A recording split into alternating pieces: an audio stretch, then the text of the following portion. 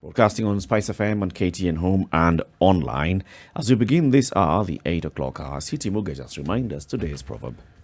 Yes, knowledge without wisdom is like water in the sand. Why? What does it do? Well, sand simply just absorbs the water. That's it. And you don't really plant things on sand. Things don't really grow in sand. Not really.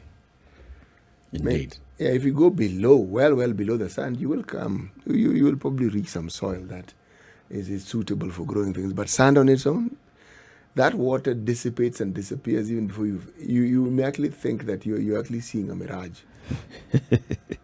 That's what you may actually get to start thinking. You are thinking, did I actually see that water? See water? Did I imagine Where it? was water?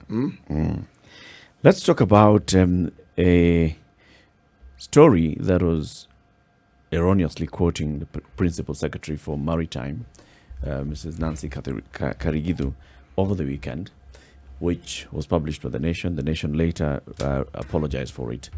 But the reaction that the story got, especially from the people around the coastal parts of the country, was something that then raises a question. So here is what the PS was basically talking about: the opportunities that are there for Kenyans to get jobs in maritime companies abroad. And she talked about the need for the youth, not the youth at the coast, the need for everybody to expand their knowledge, be more proficient in terms of the global languages. And here specifically she said, for example, in English. And if you do that, then you're able then to even advance ourselves and able to get more jobs and all. Not necessarily speaking about the coastal youth. Misquoted to have being reported to have said it was about the coastal youth, which it was clarified. No, it's not about the coastal youth. But it brings in the issue: why was there such kind of a reaction and serious backlash on this particular matter? And this is the matter of do the coastal people know English? Now it brings the issue of, are the coastals well educated? Then it also brings in the issue that has been there. It's something that is talked about in various, and not just for the coastal community, but how communities describe other communities. So not just because of their tribe, but because of their area, geographical location or all. So there are people who have said, these ones, they take things easy. Others say they're slow. Others are said that, these particular people are so cultural that they're still living in the yesteryears.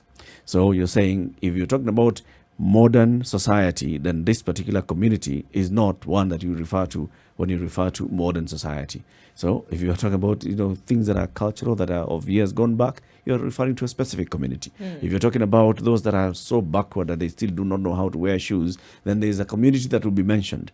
Why is it that we get to such discussion of others? But then coming back to the coast, why do the coast people feel as if they're always being picked on, as if they're always being referred to in a certain derogatory way? Is it the case that they're actually being referred to in derogatory ways? Are they just overly sensitive to something that is true, that is still does exist? And I think this is a conversation that we need to have.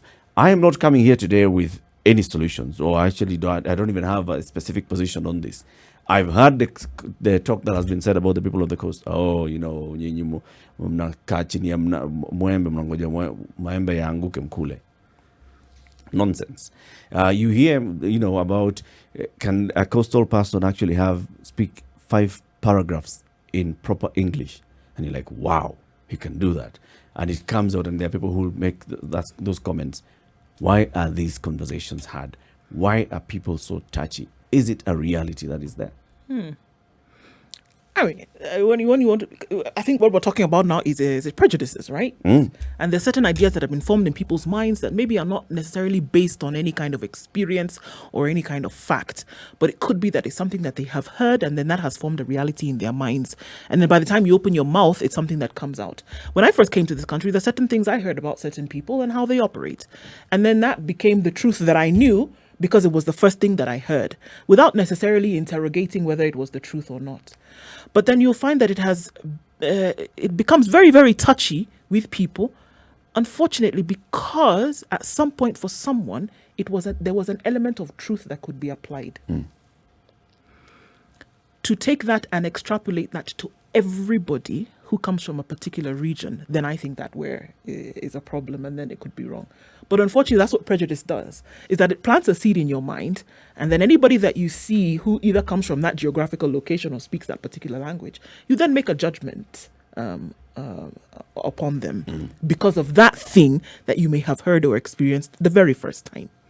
You know, there are very many unsubstantiated biases that we grow up with.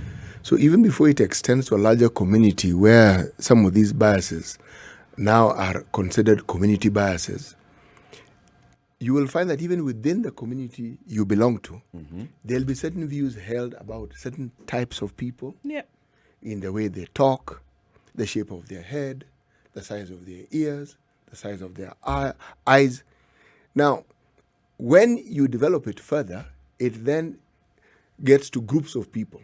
This community, maybe within a certain linguistic composition, you'll find someone saying people from this particular region speak the same language you share the same culture, but there will be things said about them that are derogatory, and there are slights that people, in everyday communication, this is actually referred to as microaggression.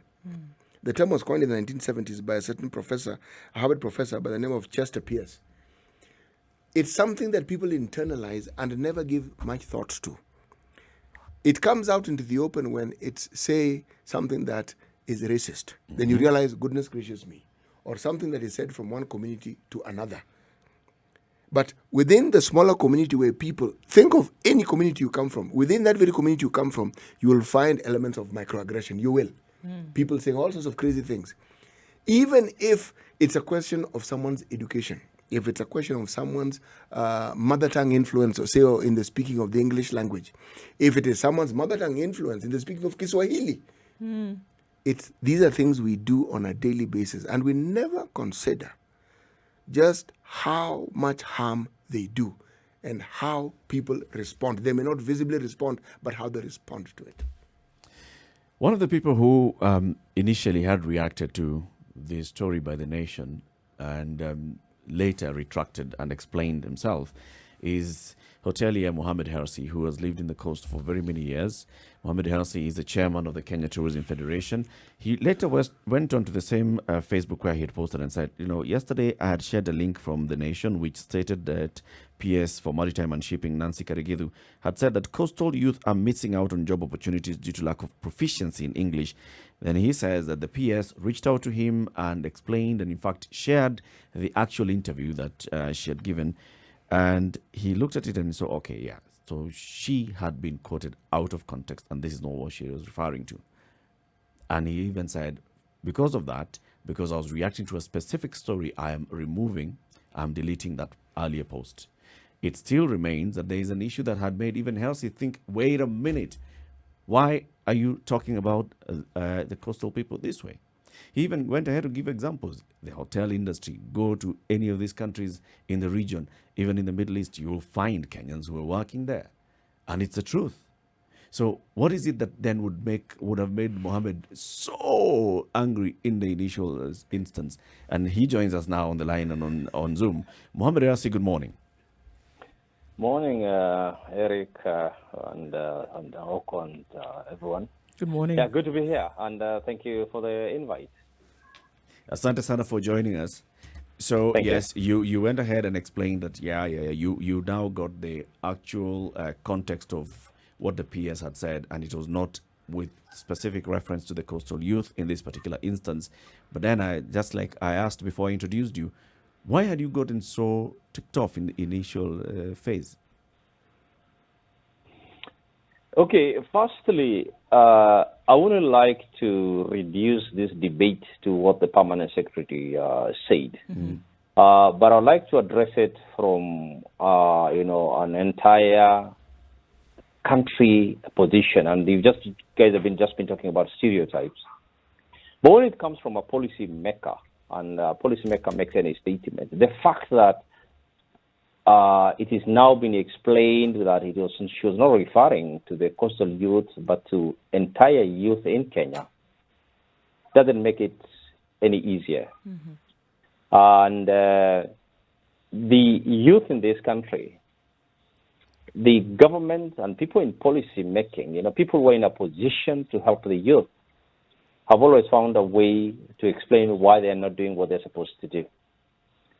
And we've always blamed the youth for this or that. And now, in 2020, we're saying our Kenyan youth cannot read and write good English. That is something I do not agree with. Mm-hmm. Kenya is made of 45 million people, or 50 million, and half of that will be youth. And if you're looking for, let's say, even a million youth, they're more than enough. They're there. We have very many young men and women who speak very. Let me give you a very simple example. When the craze of call centers came into the world, a lot of the Western companies, especially the US, UK, all went to India and they set up their call centers there. Our same government, that was back, I think, 2002 and the 90s, missed the boat because they did not position Kenya as a call center place. And these multinationals are actually training Indians first to drop the Indian accent and then learn to speak proper English and pronounce the words correctly. Here in Kenya, you've got a young man, Mtani, who can speak in that American accent without getting paid. Yet the call centers never found their way here.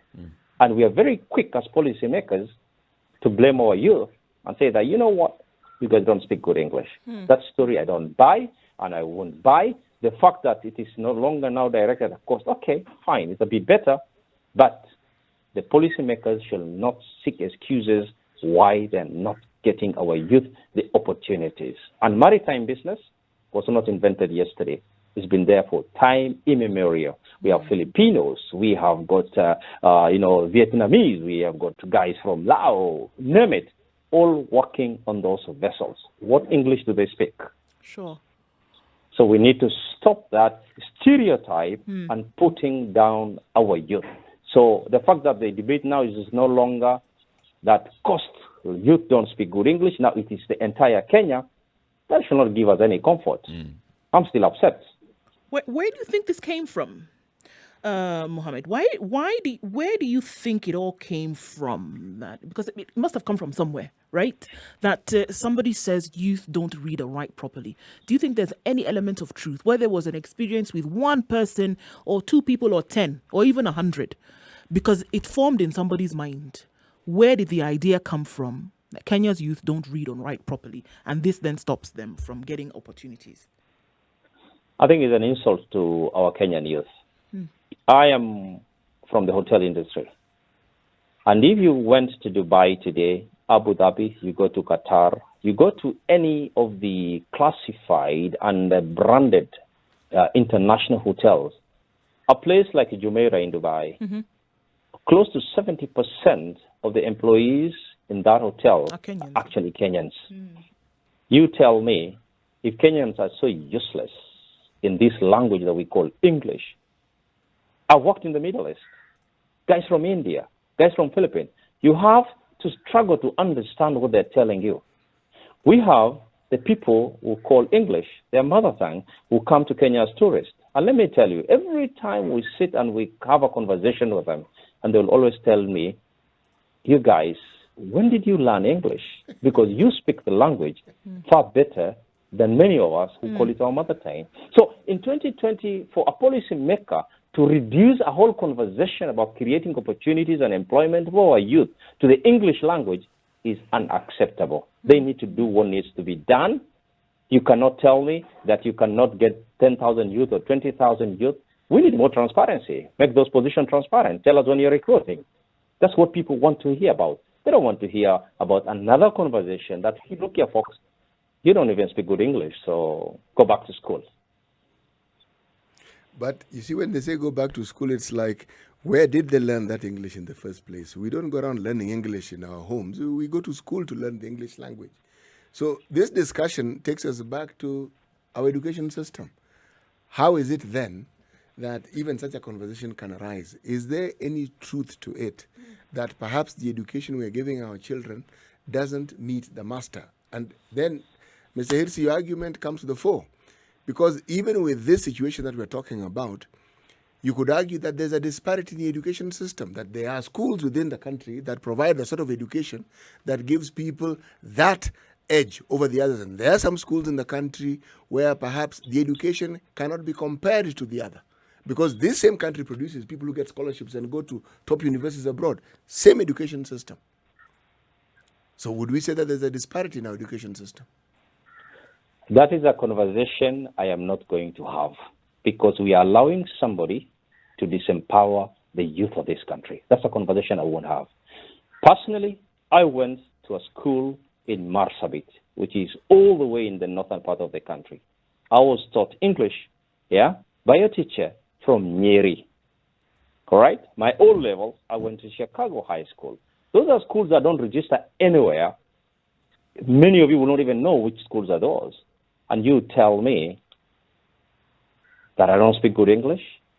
I've managed to get where I am today?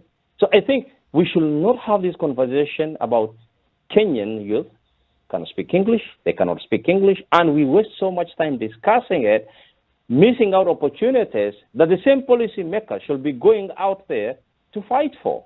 Instead of us being lectured here that you can't speak English and we need to go back to school again, let them go out there and fight for our share of the jobs that are created in the maritime, for instance. Call centers. You tell me, how comes we don't have any serious call center in this country?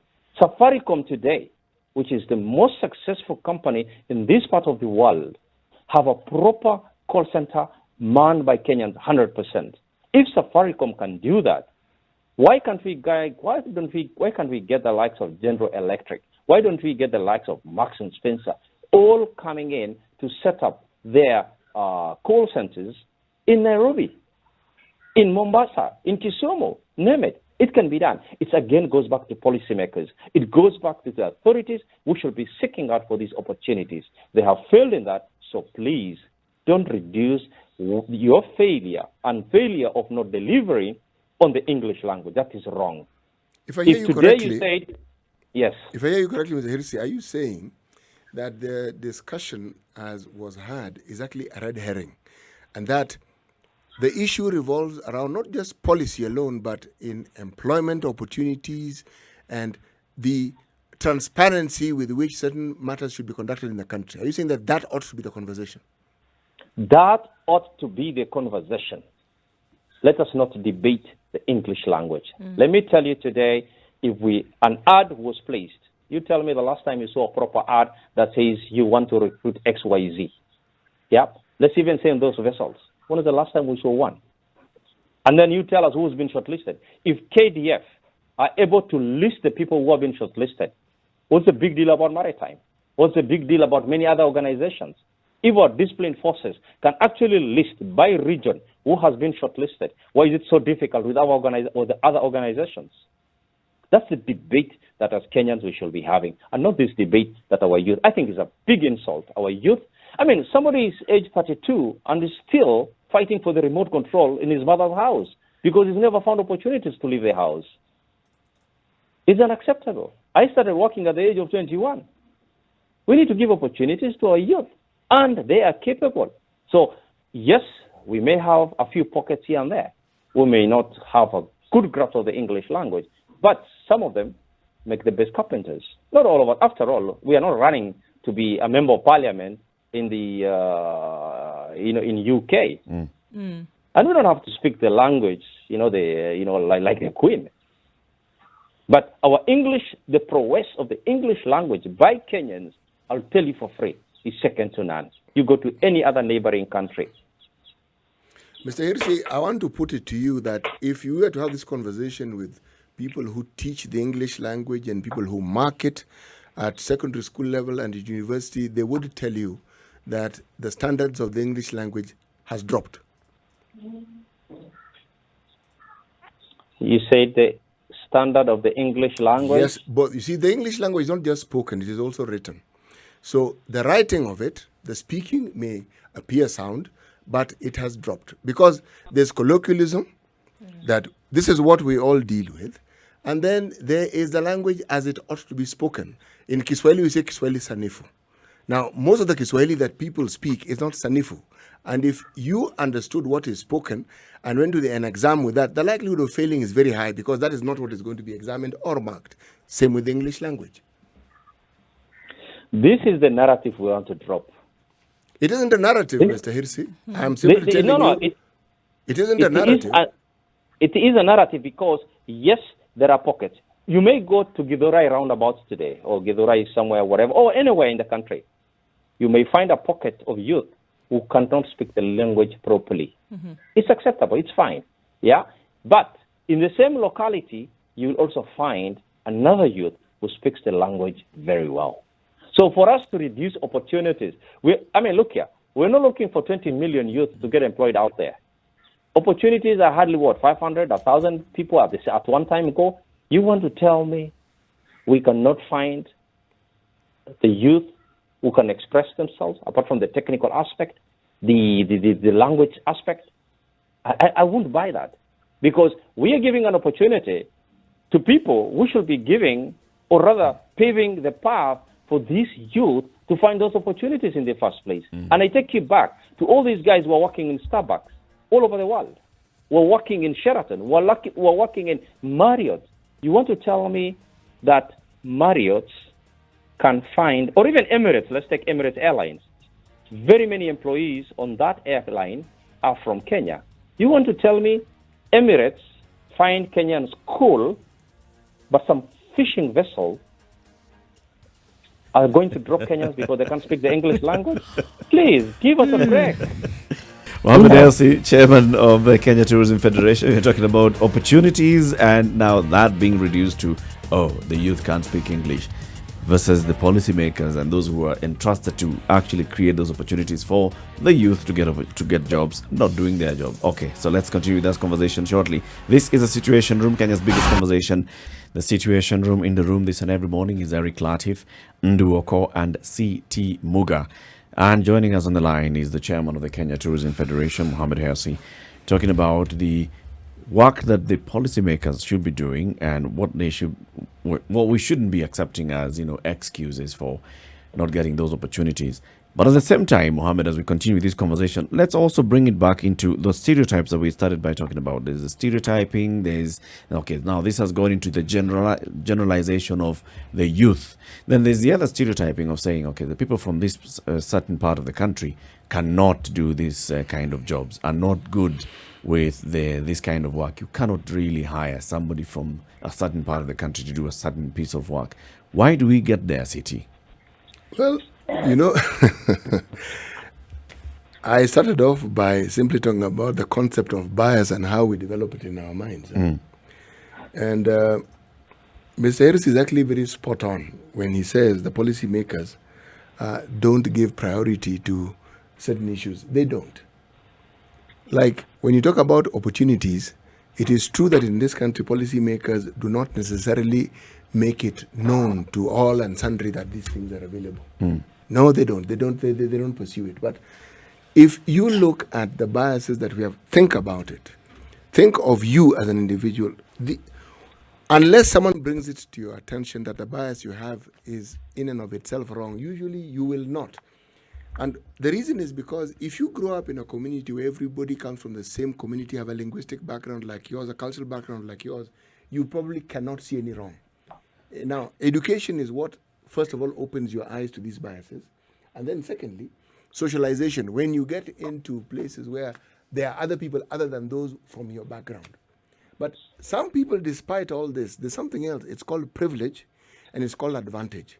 When they get to a position of privilege and advantage, they feel or they believe that that gives them the opportunity and the priority to look at everybody else through very, very tinted lenses. And usually it's an inferior lens. Mm. Simply because they have a job or they think they have more money or they think they're better educated. Now, so when you come from a background where people assume that those are the things that are the key indicators of the community or the background you come from, and you make a statement, you will be judged in that light. You are actually prejudged as somebody who already has a negative attitude towards people. or towards a certain grouping of people. So what you're saying that this entrenches marginalization as well? The marginalization is entrenched. It probably already exists, but it is entrenched by utterances, and utterances are a reflection of how someone thinks. Is there a possibility that those utterances are also a reflection on not just of how someone thinks, but how the person that they look at is? That's how maybe that person is. Look, let me give a live Is it example. possible that if someone thinks that this particular community are troublesome, they are warrior-like, it's possible that that is the case? You take If a it's cue. possible that you can say that a certain people then are not lazy, well, let's not go into the extreme of lazy, but they are blasé and they No. take things on a laissez-faire fashion. The yardstick of measure is based on your experience and where you come from, really. So you want to lump your experience and your values onto someone else. If you go to any country in the Mediterranean, any place where the climate is similar to the one that we have at the coast, you will find that the attributes and ways of doing things are the same. It has nothing to do with someone being lazy or not. It is how they respond to the environment in which they live. Because when you look at them, do they go hungry? No. Do they go about their lives? Yes. Have they over the years done the things that they want? Yes. If they came to live in a place that was colder, they would adapt Yep. to the way people do things there. Now, here is what then is happening, is that you find the people who've come from other parts of the country that don't have that kind of a climate, and they've moved into, let's say now, in this case, the coastal area, go live there. These new communities that come in, and they're finding people who, start their day a bit later, end their day a bit earlier. They have breaks in between the day, and they're wondering, why are these people behaving this way? Then their conversation that they're having is, these guys, they take life so easy and relaxed. Whereas I will open my business at 6, my neighbor shopkeeper will open their business at 8. What conversation is being had between the visiting community and about the resident community? Then that entrenches that what we're calling the bias, the prejudice. But it is just a way of describing what they are seeing. No, it's a bias. Actually, it's a bias and must be called out for what it is. And in this respect, I am in full agreement with Mr. Hersi. You have to call it out for what it is, because when you've lived there, at least it is assumed you ought to have understood why people go about the business the way they do. So what should be the thing? Mohammed, also, because here you are, and you can't run away from the fact that this comes out to the fore because it is a belief by a number of people. Yep. That's how stereotypes are formed, that it comes out into the open. Somebody voices this thing that they feel, and then it is picked up by other people, whether it is based on truth, whether it is based on experience, whether it's based on a belief that has come from somewhere else. So then what then is the reason for that? Somebody doesn't just believe something because they woke up and No, decide. it's often based on Somebody doesn't just wake up. Somebody deliberate just ignorance. doesn't wake up and say, I believe this because I didn't have anything else to do. It's observation It comes from as well. somewhere. It comes from somewhere. It does come from somewhere. But let me ask, Mr. Hersi, what do you think? No, let me state this. Even right here in this conversation that we are having, the stereotype is still very much alive. And we've just given an example, and we said Mediterranean countries. Let me give probably the Caribbean, where the weather is very close to the Kenya coast. And we say, there's even a joke that is said about Jamaica, that the ambulance in Jamaica, everything is easy, even the ambulance, when it is being driven, going to a scene or ferrying a patient, it goes, wah, wah, wah, takes its sweet time. Those are stereotypes. And those are the stereotypes that we want to drop. I'll give you a very simple example. Let's take the example of a fisherman at the coast here. The fisherman at the coast is not Ochieng or a Kamau or Abdallah from Garissa. These are locals. And for you to fish, you have to wake up very early in the morning, very bad weather. And what they go through is not easy. I don't know any one of you has tried fishing, and you've never tried it, try it, and I show you one thing. Within 20 minutes, you'll start puking and you'll be sick. It's not easy. Locals do that work. If they are the lazy, and if all the stereotypes that is being put across, that they don't wake up in the morning, you tell me, what fishing will you do at 11 a.m.? Sure. Or 9 a.m. when you're waking up? The same thing applies to fishermen on Lake Victoria. It's not easy. These guys go out on that lake at night, and it gets extremely cold. When somebody else who's busy stereotyping these people is stuck comfortably in their blanket. And these are the same people who will turn around and say, fish is expensive these days. It takes a lot of hard work. Sure. Another example I'll give you here at the coast. You guys have visited Mombasa many times. Have you ever observed at the ferry, we have these guys who are pushing mkokoteni barefoot. Yep. Those are all locals. That's a Katana. You'll find that's a Kazungu. You tell me, is there any hard work more than that? You leave Kongowea barefoot on that hot tarmac all the way to Likoni Ferry, then you climb that hill and cross to Likoni. Is there any hard work, more difficult task than that one? And then here somebody will come in and say, Wapwani ni wazembe. It's an insult. And in 2020, it is something that I will not accept. And this is a narrative that must be dropped. Sure, By, Mohammed, but the question I'm asking, when you talk about breaking something down, you also have to look at how it was built up in the first place. Yep.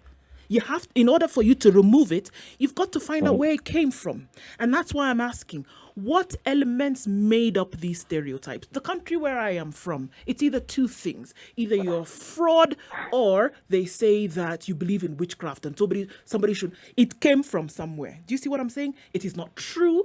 The people who are fraudulent in that country represent a tiny, minute fraction of the 200 million people. Do you see what I'm saying? But it came from somewhere. In order to break it down, you have to look at then what made it in the first place. And that's why I'm asking, these stereotypes that are now used to define people, in some cases where they are hurtful or other places where they are just ignored, it must have come from somewhere. It didn't come out of the blue. And that's why I'm asking, where could it possibly have come from? If we're going to diffuse it, what's the makeup? I think, firstly, the stereotypes should only now be left at the bar talk, where you're having that chat at the bar and laugh about it, and that's it. But we should not allow to take that conversation or that narrative to the official table where decisions are made about the future of people. Okay? Now, for instance, somebody may say, people from Central Province are not honest. It's not true. Some of the people I've worked with and I've done business with, are people from Central Province. But everybody, the narrative that has been put across to everyone, this is how they behave, which is wrong. The same thing applies to the coast. The same thing applies to Northeastern. The way you say guys from northern part of the country are hot-tempered, including the Merus who are neighboring us in northern Kenya, which is not necessarily true. But in some cases, it could be true. Because somebody's experience was based on something that they had, which they saw to be true. Like, again, I give the example of Nigeria. Somebody defrauded somebody. And another one had an experience. Somebody was defrauded, and right? Others have had that experience, have reported the same. So the initial experience that formed the stereotype was true. So that's what I'm asking. Is there no truth at all? There could be some truth in it, but deal with that person as an individual. You may say this about Yoruba. You may say that about the Igbo. A lot of things have been said about communities also in Nigeria, which is very similar to Kenya. Sure. But those are the narratives that we must drop, as a society, because we keep repeating it. And we've said, where has it come from? Let me explain this. At the coast, you'll notice that there are a lot of resources. A lot of resources in the sense that when it comes to, say, tourism industry, 60% of Kenya's hotels until the other day are located from Shimoni all the way to Lamu. A lot of opportunities are there. But you'll realize that most of the managers, including myself, you don't necessarily have to come from the coast. So you end up here. And none other than His Excellency the President said it the other day. Kenyans are deeply tribal. And I've seen it in my 20 plus years of working at the coast and running big hotels. You'll ask the housekeeper, we've got 15 slots. And you know what the housekeeper does? Out of the 15 guys, 11 guys will be from her community. And if you look deeper, it will be from her village. Right, or her family. Yes. That is the tragedy of our country. And in my own small way, these are some of the things that even as a company, I'll speak for even for Sarova Hotel, which clearly said, look here, you need to have regional balance before we even started thinking about it at a national level. That's the biggest tragedy. You explain to me, how can a supermarket open in Mombasa and 90%, actually 95% of the employees are brought from outside Mombasa? You're not even giving an opportunity to the other locals who are also born here. You may not be a Katana, but you could be in Njoroge, you could be Ochieng, but you are born in Kisauni. You're not even getting an opportunity. So, you know who are the culprits? The culprits are the managers. It's not even the owners. The managers take the opportunity to fill up all the slots with their people. And that is why today, if there's a problem at a particular place, people will not even feel, they will feel nothing. You know, when a company goes under. Take the example of Nakumat, for instance. How many locals do they employ? It is not the mistake of the Shahs, the owners. It is the managers who did that. And let me tell you, this is across the board, even in the industry where I work. So if you want the locals to appreciate your business, you must give an opportunity to the locals. And that goes back, you know, even to the tenets of doing business, where, you know, good corporate governance, where you give the locals a chance to earn a living. And that's very, very crucial. So this actually goes back to what we call historical injustice, which I really don't want to talk too much about it, but it's based on that. Then you go also to shipping, which is, let's say, the Kenya Port Authority, for instance. Time immemorial, you know, keep slots and everything.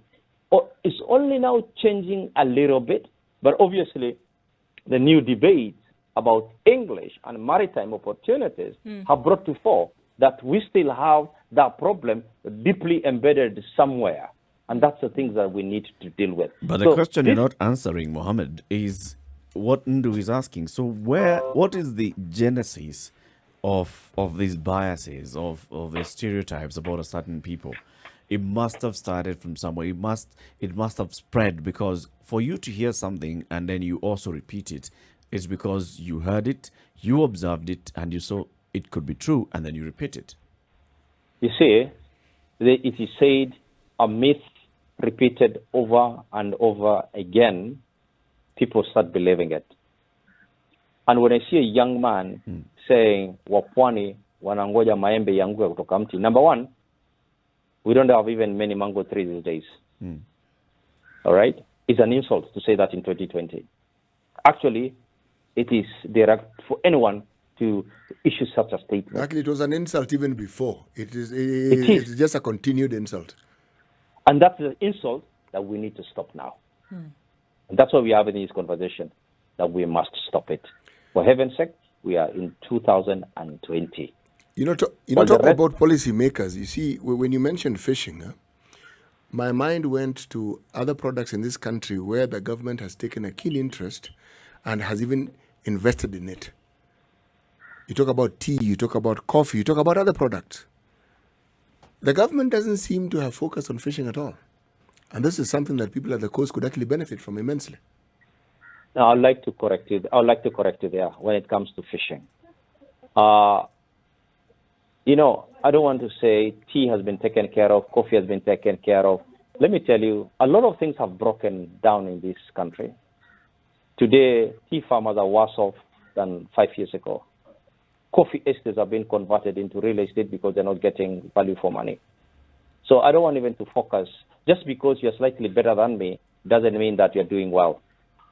It is said we all compete, and then it's like three dwarfs meeting, and each one saying, I'm the tallest. At the end of the day, the fact remains you're still short. Let me ask, what is the government investing in the fishing, for instance, in the finishing fishing? Yes, let me say this. Government is very poor in telling its story.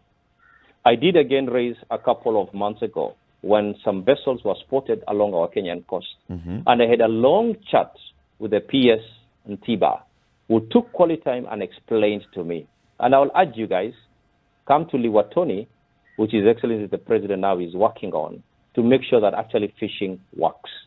The biggest problem in this country has been that for you to do fishing, commercial fishing, you have to do it beyond 12 nautical miles. 12 nautical miles means Kenya has no control what happens outside there. I can be licensed from Maputo, I can be licensed from Durban and do fishing right here along our waters. That's the fact. Those are the rules, maritime rules. Okay? Now, Kenya has come forward and they have been able to put fishing bill, and it's all been signed off and it's all working now. The policy has been set up. This is the first time now we are registering fishing vessels to operate from Mombasa and the Kenyan coast. We've been given, if I'm not wrong, a slot for I think 134 something, vessels, and so far we've not even used 20 licenses. As I speak to you, the last time I spoke to the PS. Number two, you are supposed, when you catch when you have your catch, you need to come back to base, which is Mombasa, and you need to offload 30% of that catch here. You know what? You cannot offload that catch here because we don't have cooling facilities. For a long time, we haven't had. And the last company that tried to do this, which was Marine Fishery Company, went under because they could not get support from government then. But the current regime has come out very strongly to set up cooling facilities right here in Liwatoni, which His Excellency the President has been supervising personally, because when you leave it to some of these policymakers, projects are only delivered on paper. I think it's only fair I give him also some credit. So for the first time, we are now taking back what is ours when it comes to the fishing industry. And a lot is going to change. But the big question remains, how do we get our youth, and especially the coastal youth, who is out fishing in that dingy? If you can survive in that dingy boat for 6 hours to fish, then you should get a first opportunity to be on that vessel and to be paid a decent wage, not slave wage on those vessels. But the fact that we've done all this now, I think is some light at the end of the tunnel, and that's what we should have done 20, 30 years ago. You tell me, you go to any supermarket today, and we are busy eating tuna fish that has been canned in Thailand. You may be surprised that tuna was caught right off our waters here. I wouldn't be surprised at all, Mr. Hersi, but what you've just described is exactly what I was saying, neglect. You're telling me that all these years after independence, now is when it is being realized that these waters are a good source of employment, they're a good source of business for the people. Now it is when it's being realized. I even want to jump in there and say my theory on even why we have all these stereotypes, and if you look at the communities that are then mentioned derogatively, these are the communities that have issues with development, marginalized in some way. The issue is on leadership, local leadership and national leadership. So it's very easy, for example, for leaders at the coast who over the years have failed to champion the issues of the coast that can benefit the coast region economically, to turn and face and pick out an enemy and say, you see, it's because of this, it's because of how they look at us, it's because of how they treat us, it's how they see us.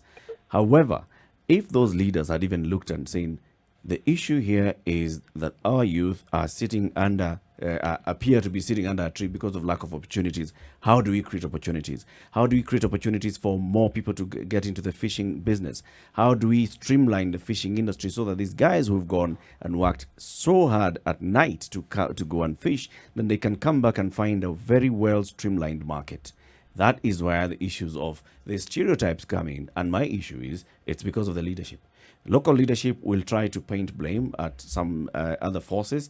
National leadership will try and pass it on and use in those issues of, it's because of English, it's because you need to wear a size 5 foot shoe and the people here have size 6 feet.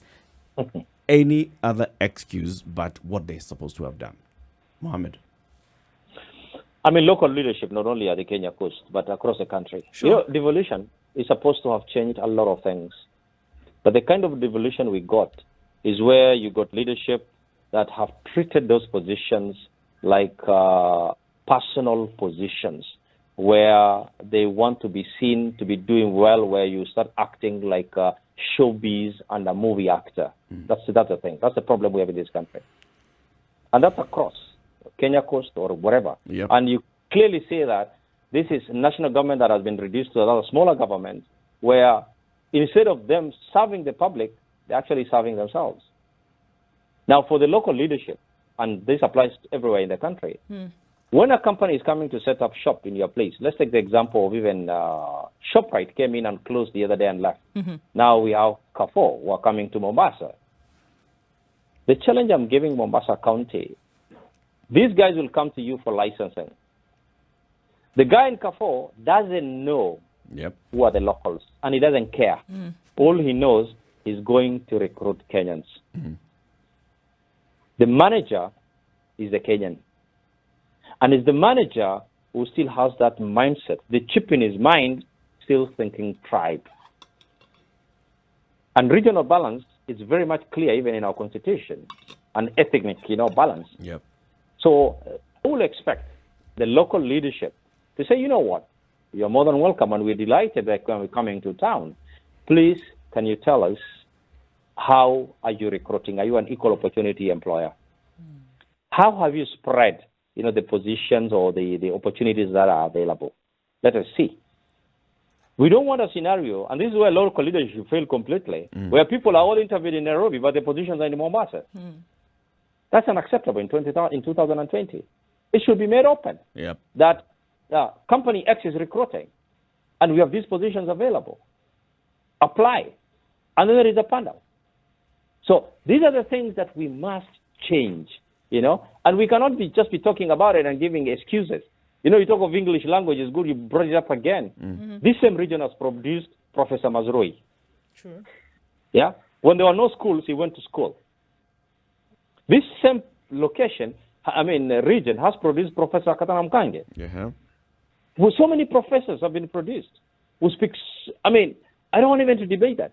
But when it comes to education levels, it will be very wrong for somebody to say that the cost or even the youth of this country is an insult to our youth, that you start giving excuses why you're not helping them. And I think one of the places where we have failed totally to take that opportunity is the call centers, where India today, somebody is being trained for a whole month to drop that deep Indian accent to speak like an American. And yet our boys and girls here are speaking that language without getting paid. Indeed, that's very true. In fact, there was a time when the government was really talking about that, setting up business processing, outsourcing centers and call centers, and then that's just died.